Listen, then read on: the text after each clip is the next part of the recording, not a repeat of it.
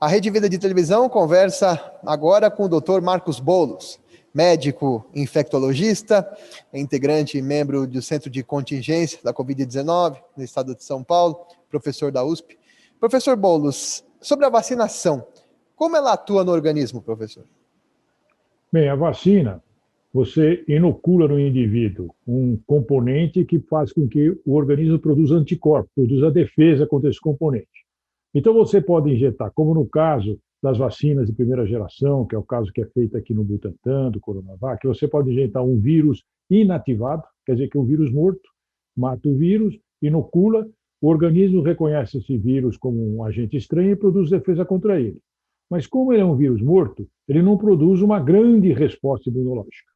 Você pode, como na segunda geração, usar um vírus, você usa como o que a gente chama de um vetor viral. Você põe um outro vírus junto com o do coronavírus, que é um adenovírus que não é patológico, não causa nenhum problema, e ele estimula mais a imunidade.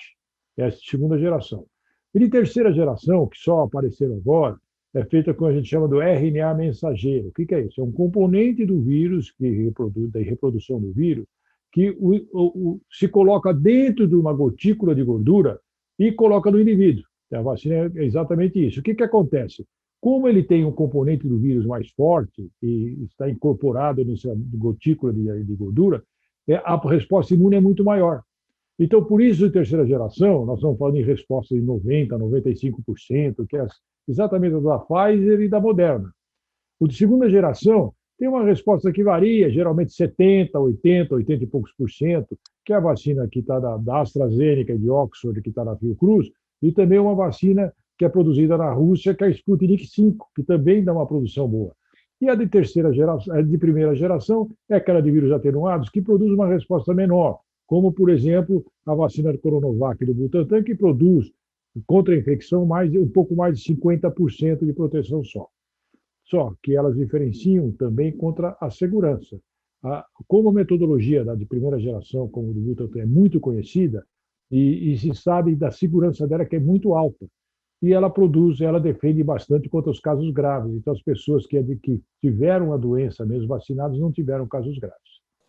Quer dizer, e aí que está a função principal delas, quer dizer, evitar internações, evitar casos. É nesse sentido que é a vacinação. E não é só para o coronavírus, a vacinação de gripe ou vacinação. Claro.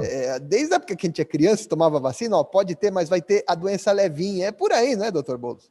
É isso mesmo. Se você tiver a doença levinha, ela não causa nenhum problema. As pessoas nem sabem, às vezes, que ficaram com infecção, porque você não tem sintomas. E algumas têm sintomas, mas não existem casos graves. Nesse caso específico, de doença que causa pouca imunidade, como o coronavírus, é o que nós mais queremos, que as pessoas podem ter aí sua síndrome respiratória rápida, sem nenhum problema, e não tenham casos graves. Isso é o mais importante. São mais de 200 mil pessoas que morreram no Brasil, né? Se tivesse essa vacina, tomada a vacina, ninguém teria morrido. Agora, doutor Boulos, no caso, por exemplo, da vacina da Pfizer, que usa o RNA mensageiro, né? Não é o vírus atenuado, isso pode ter na frente algum problema com relação a DNA, algo assim, ou não? Já foi bem estudado sobre isso? Não, são seguras, todas as vacinas são seguras. O que acontece nessa vacina da Pfizer, como você usa, ela pode produzir, para quem tem alergias importantes, ela também pode produzir alergias. Alergias a medicamentos, pessoas que têm crises de asma muito importantes, pode surtir algum problema. Por isso que quando você tem pessoas que têm alérgicas, a recomendação é que essa vacina seja aplicada dentro de um hospital, porque você pode, se a pessoa tiver alergia, você usa os medicamentos antialérgicos rapidamente. É o único problema, mas até agora, você veja, todos os estudos são muito novos. Então, provavelmente, nós vamos só conhecer muito bem essas vacinas novas com o passar do tempo na aplicação da comunidade, o que está acontecendo agora. Então, essas novidades, se vai ter algum problema ou não, nós vamos saber provavelmente daqui 1, 2 anos, quando tiver um contingente de população vacinado muito grande. Né? Mas poderia ter algo grave mais lá na frente, não? Nada previsto.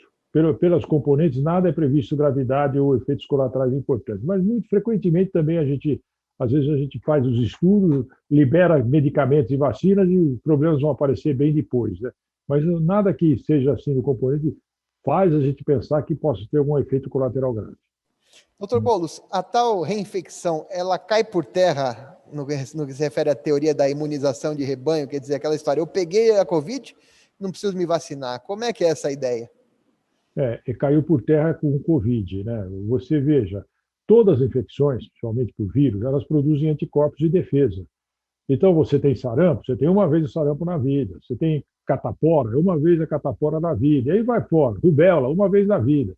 Por quê? A imunidade que produz a infecção por vírus é muito alta. No caso de alguns, como a gripe, por exemplo, não é tão alta. A gripe, às vezes, é H1N1, H3N2, o vírus B, você precisa vacinar anualmente, porque ela não produz imunidade alta. O mesmo acontece com o coronavírus. Só que o coronavírus, além de ele não produzir uma imunidade alta, ele produz mais baixa que as outras, porque as pessoas estão se reinfectando com um período muito recente após a primeira infecção. E ela não produz anticorpos de maneira alta na maior parte das pessoas. Por isso, nesse caso, muito provavelmente, a imunidade produzida pela vacina, protetora da vacina, vai ser maior que a da doença. Isso não acontece em quase nenhuma doença. Isso tá, no coronavírus provavelmente vai acontecer isso. Por isso que a vacina acaba sendo importante. Porque como a doença não está se esvaindo, não está acabando, e não está acabando exatamente por isso. As pessoas estão se expondo mais, e a imunidade não é muito alta, então as pessoas acabam se reinfectando. Então, a vacina que vai ser a nossa solução definitiva para essa doença. Vacina para gripe, por exemplo, eu tomei ano passado, esse ano já poderia tomar de novo, quer dizer, a vacina do coronavírus também vai ter que ter uma certa intermitência ali para tomar? Não sabemos. Isso só o tempo vai dizer. E como os estudos completaram um ano agora, os estudos praticamente, ela foi liberada, então o estudo, nós vamos precisar de acompanhar mais tempo para saber em que momento vai ser necessário, se for necessário, uma revacinação. É possível, se a gente pegar o modelo da gripe, do H3N2, se a doença permanecer entre nós, que nós tenhamos que vacinar anualmente, como da gripe. Nós não sabemos se ela vai permanecer entre nós. Aparentemente, sim, porque os outros coronavírus que apareceram, que é o SARS e o MERS, que apareceram algum tempo atrás, eles não ficaram. Após a primeira epidemia, eles foram embora e nunca mais voltaram. Você tem casos aqui, um aqui, outro acolá, mas não mais em forma epidêmica. Eles tinham doença, a doença era mais grave do que esta, mas, por outro lado, não ficou na população. Ela acabou rapidamente. Agora, se essa for ficar, porque ela tem uma transmissibilidade maior, é provável que nós tenhamos que vacinar quase que anualmente. É provável. Vamos acompanhar para ver. Doutor Boulos, porque quem vacina ainda tem que usar máscara, álcool gel, os vacinados. Mesmo na primeira e na segunda dose, né? A recomendação é que continuem aí ao longo do ano se precavendo nisso. Por quê? Duas coisas. A primeira, nós não sabemos exatamente se a pessoa vacinada, ela ainda, mesmo que ela esteja protegida, se ela não está transmitindo o vírus, porque a vacina, eventualmente, você pode ter o vírus e transmitir. Isso é uma coisa que nós vamos saber com o tempo. E segundo, porque como a população, a maior parte da população ainda não vai estar imunizada, quando alguém pode, você imuniza, por exemplo, em fevereiro. Provavelmente nós vamos acabar a imunização no país no ano que vem. Então, tem um tempo muito grande de pessoas ainda que não estão imunes. Então, o uso da vacina não é só para proteção sua ou da outra pessoa, mas como um exemplo das pessoas terem que usar máscara para evitar a infecção. É quase que como um modelo, porque se algumas pessoas começam a dar sem máscara, o outro acha que pode dar sem máscara e vai. Então, é mais como um modelo epidemiológico para você, uma proteção da sociedade. Não é que eu sei, mas que a sociedade sabe que todo mundo está se protegendo um ao outro. Né? Dr. Marcos Boulos, infectologista, professor da USP, por que o coronavírus está derrubando gente sem comorbidades? Não, mas toda doença é assim. Quando você tem qualquer doença infecciosa, pode ser uma simples gripe ou qualquer outra doença mais grave, funciona quase uma curva de Gauss. A maior parte das pessoas funciona numa doença típica, tem uma febre, tem tosse, falta de ar, tal, tal. Uma parte grande da comunidade, eles acabam não tendo nada. Tem uma parte assintomática e uma parte significativa, não tão grande, mas também importante, as pessoas têm doenças graves. Isso acontece em todas as doenças, isso funciona desse estilo. Sendo que, em alguns casos, a doença grave aparece em pessoas que não têm nenhum problema. Claro, quando você tem imunidade menor, que é o caso dos idosos, de modo geral, que você tem comorbidades, as pessoas ficam mais fragilizadas e com imunidade mais baixa tem maior possibilidade de gravidade. Mas mesmo pessoas jovens, por fatores não muito bem conhecidos, que não tenham nada de comorbidades, às vezes evoluem de uma forma grave, o organismo reage de uma maneira muito agressiva contra o vírus e acaba essa agressividade do corpo humano contra o vírus acaba matando o próprio corpo humano. Isso pode acontecer e acontece em todas as doenças. Doutor Marcos Boulos, com relação ao vírus e alguns remédios que se dizem que possam baixar a carga viral, no caso da ivermectina, cloroquina, o que tem de estudo sobre isso? Os estudos que tem não demonstram isso, né? Aliás, você tem poucas infecções por vírus em que algum remédio funcione inibindo o vírus.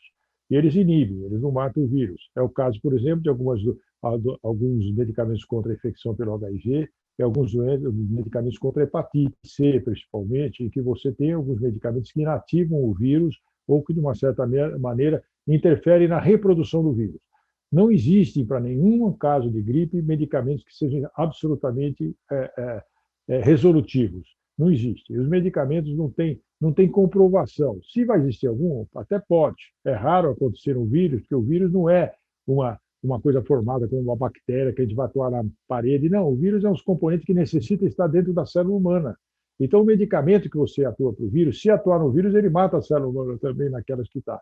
Então, é difícil conseguir um medicamento bom para vírus.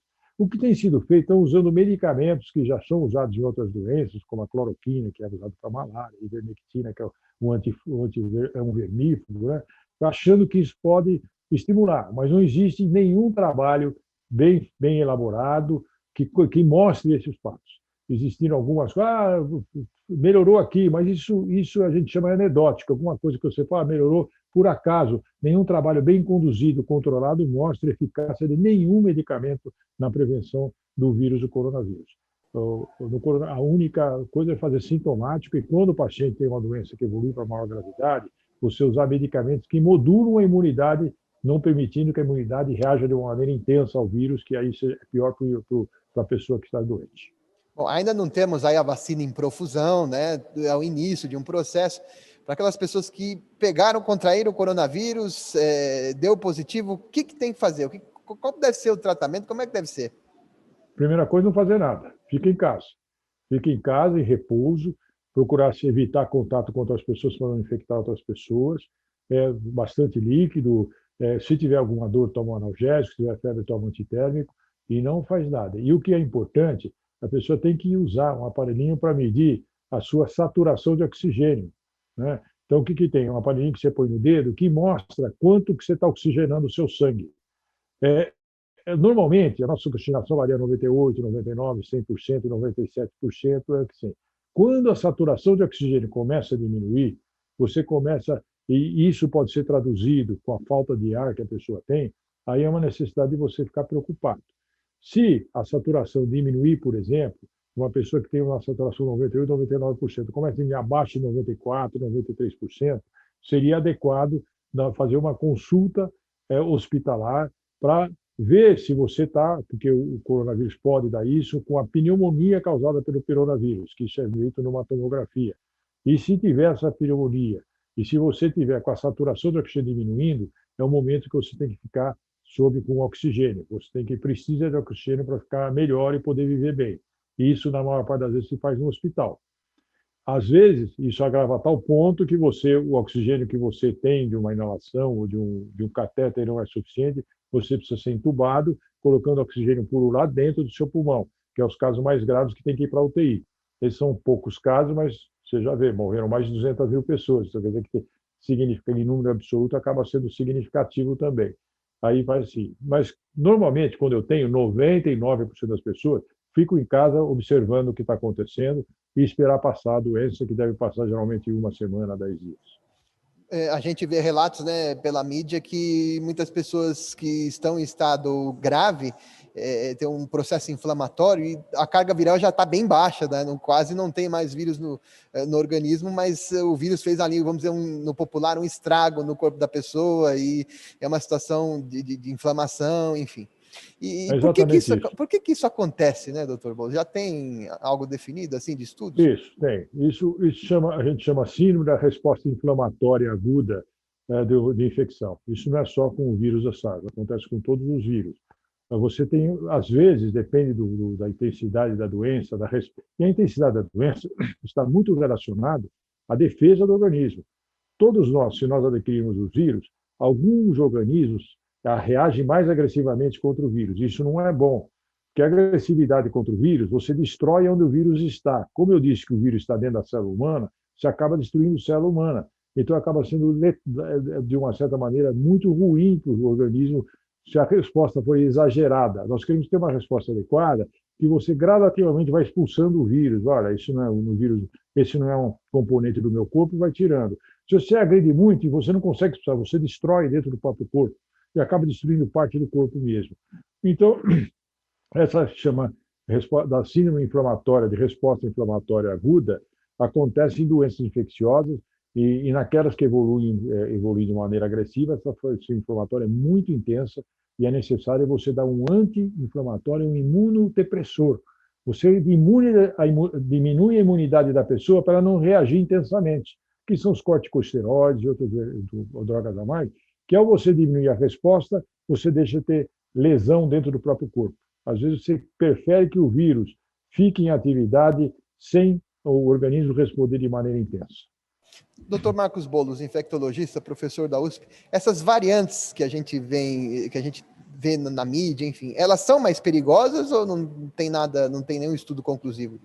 Nenhum estudo conclusivo. O que nós sabemos que boa parte delas são mais transmissíveis, mais infecciosas, a transmissão se torna mais fácil.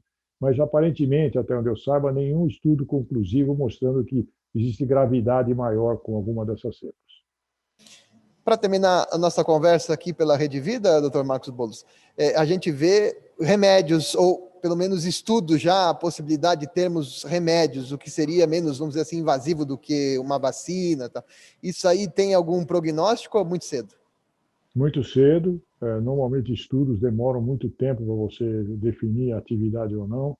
Tem alguns medicamentos que são até utilizados, em alguns casos até para o HIV, que estão tentando, mas até esse momento nenhum medicamento específico mostrou ser melhor do que não fazer nada. Né? E às vezes esses medicamentos, alguns deles são até tóxicos, então se tomar o remédio piora em vez de melhorar. Não existe nenhuma evidência de algum medicamento possa fazer a diferença nessa doença. Como a doença é muito recente entre nós, isso pode acontecer que tenha algum dia, mas nós vamos precisar de tempo para avaliar isso. Muito obrigado, Dr. Marcos Boulos, professor da USP, médico infectologista, pela participação conosco aqui em distanciamento social, aqui usando as ferramentas desse novo normal, né? Já estamos caminhando para isso já na internet, né, Dr. Marcos? Tá bem, eu que agradeço a participação, acho que é importante a gente estar informando a todo momento, dizendo que isso vai acabar, mas nós precisamos da colaboração de todos para que a situação não se transforme pior nesse momento que está muito sério, para que a doença vá devagarzinho e que as pessoas recebam vacina, e que a gente tenha um normal daqui a algum tempo, daqui a alguns meses a mais. Tá bom?